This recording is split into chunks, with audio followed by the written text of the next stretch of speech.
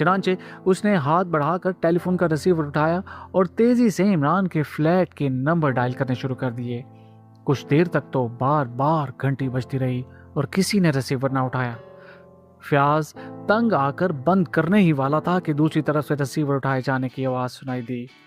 1 2 3 मुसलसल 11 बार घंटी बजने के बावजूद अगर आप फोन बंद करने पर आमादा नहीं हुए तो इसका मतलब है कि आपके पास वक्त की कोई कमी नहीं है, जबकि इस लिहाज से आप इस मसरूफ तरीन दुनिया के खुशकिस्मत तरीन साहब अपना तारुफ तो करवा दीजिए और खुशकिस्मती का वो राज भी बता दीजिए जिसकी वजह से आपके पास इतना फालतू वक्त है। इससे बेतों का भला होगा।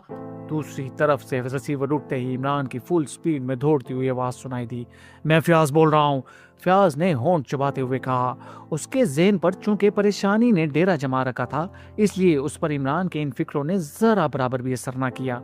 फयाज, वाह, फिर तो 2 4 किलो वक्त की फ्याजी कर ही दीजिए। बंदा आपको तो नहीं बल्कि आपके बाल बच्चों को हर वक्त तो मुमकिन ही नहीं है। हाँ, जब वक्त मिलेगा, और मुझे यकीन है कि वक्त मिल ही नहीं सकता। 2 रोज से सारा शहर घूम डाला है, एक एक दुकान छान मारी है, लेकिन वक्त कहीं से मिल ही नहीं रहा। कहते हैं आजकल वक्त की बड़ी शॉर्टेज हो रही है, और मुझे तो अब पता चला कि वक्त की बाकायदा जखीरा अंदोजी हो रही है।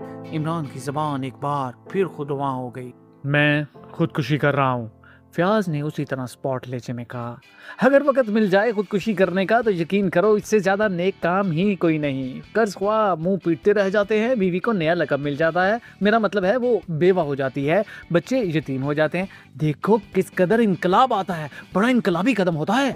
इमरान की जबान एक बार फिर चल पड़ी।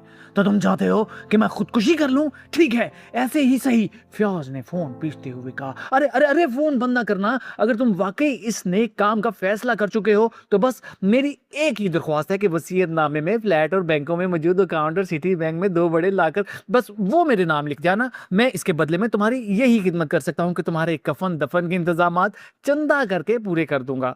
इमरान की आवाज सुनाई दी। तुम पत्थर हो, तुम सफाक हो, जालिम हो, बल्कि कमीने हो, समझे? तुम्हें तुम्हें तुम्हें अपनी जात से गर्ज है। नॉनसेंस, फयाज ने गुस्से से चीखते हुए कहा और धड़म से रिसीवर रखकर उसने दोनों हाथों से सर पकड़ लिया।